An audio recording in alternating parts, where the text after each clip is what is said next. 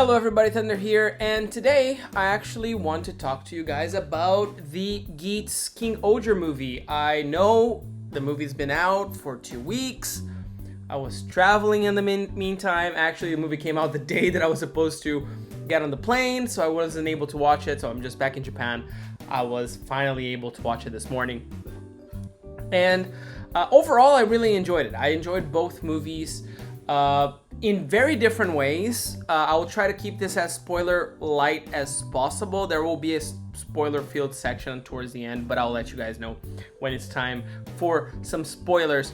But yeah, I thought that the movies were really good. They are very different from each other.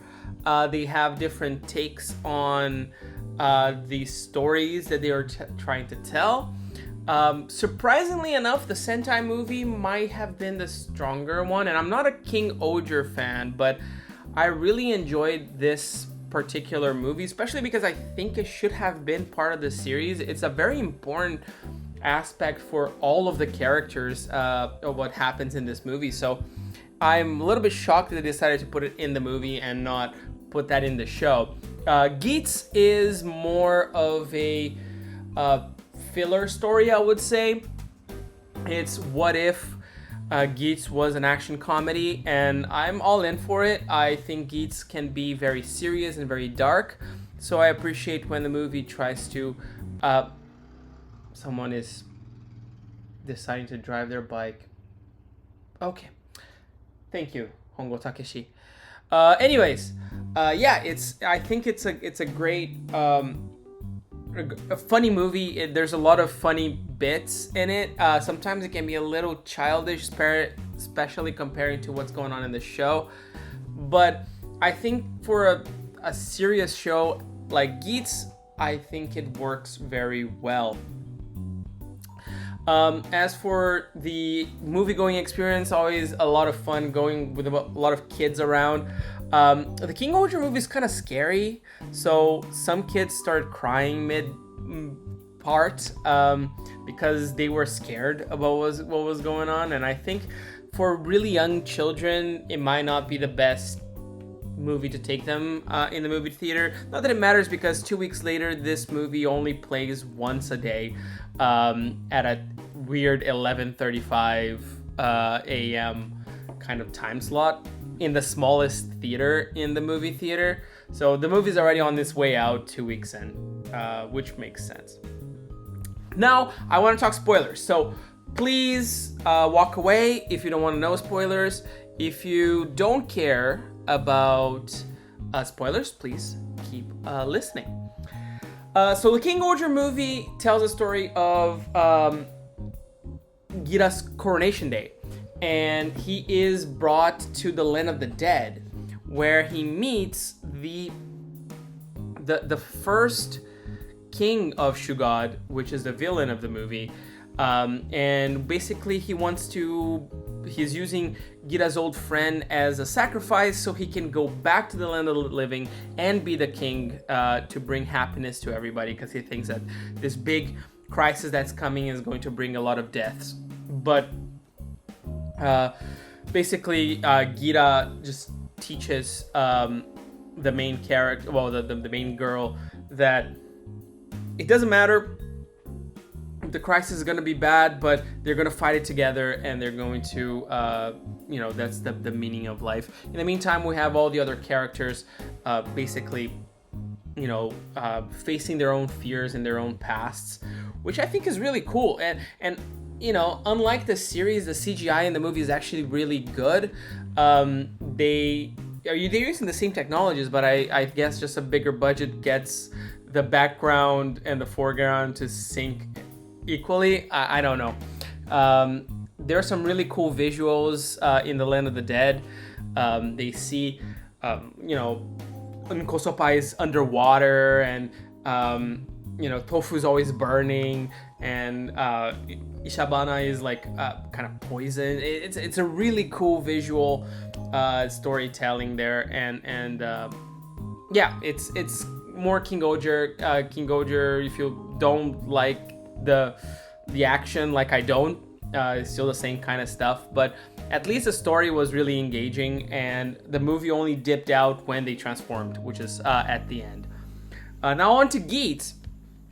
Geats tells kind of like a parallel story, still part of the show technically, about these two basically people from the far future that are there to make a world destruction game. So they use Geats to split the world into 4 different worlds. So the villain can collect. Split the world into 4, and he creates 4 different aces, and he wants to get basically the ace of knowledge, the ace of power, and the ace of luck to create his own buckle, which is the Cross Geats buckle. The villains are nice. They are very chaotic. I think lately we've been having a lot of like really serious villains for movies. This time around, I enjoy that they're just destroying the world for the heck of it. They come from the far future where Earth is destroyed anyway, so let's just do it. Basically, that's their reasoning, and I think getting a comedian to do the main villain, and also get a seasoned tokusatsu actress to do the other villain, I think it was really cool as well. As for the 4 Geats, that's kind of what creates the funny part of the movie, and all the characters separated and dealing with the fact that Ace is out of commission throughout most of the movie. There's not a lot of huge surprises. The most spoilery thing is Gachard's appearance, which is really nice, albeit a little weird because they don't get the actors. They should have gotten the actor there, just like Oz's appearance, because he appears in his like pirate form, and then he transforms into the main form, and it's nice. If you've seen the trailer for Gachard, it's pretty much that action sequence. It's basically his appearance, and the fact that he leaves Kalo a blank card is what gives Geats at the end kind of the oneness power up, alongside the power of us. I think it's weird that they decided to go with this, like, we are watching the movie and we are the audience of DGP, and we are kind of cheering on for Geats. They established that in the beginning with Fukukun's character, and they just bring that back at the end and explain the reason why Ace is the only person that survived the destruction of the world is because we cheered for him. But I think this kind of works in a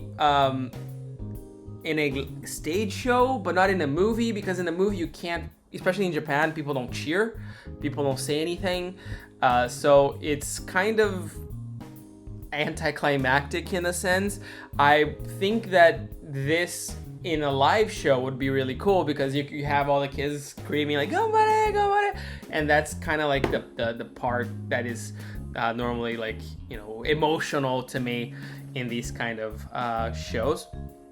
But in the movie it didn't work very well, but the final form is nice. The oneness, I would have appreciated if we had a Cross Geats versus Geats 9 fight, the white Geats versus the black Geats, but we didn't get that, unfortunately. I thought that this oneness form would be able to summon weapons from the other riders, but that also didn't happen. But I think the message at the end of the day is nice, which is basically your heart is what matters the most. If you put your heart into something, your wish is gonna come true. But at the end of the day, it is the weakest of the 2 movies, and I think unfortunately Geats is a show that it's a great show, but with crappy movies. I hope the Taisen with Gotchard kind of changes that, but so far the Geats movies have not been great. But this is it. That is my opinion of the movie. I got a pack of Red Kami cards, which I did review and are already on the channel, so please check that out. And let me know in the comments below if you have any questions. I would love to answer them, spoilery or not. And yeah, we'll talk soon. I'll see you in the next video. Bye.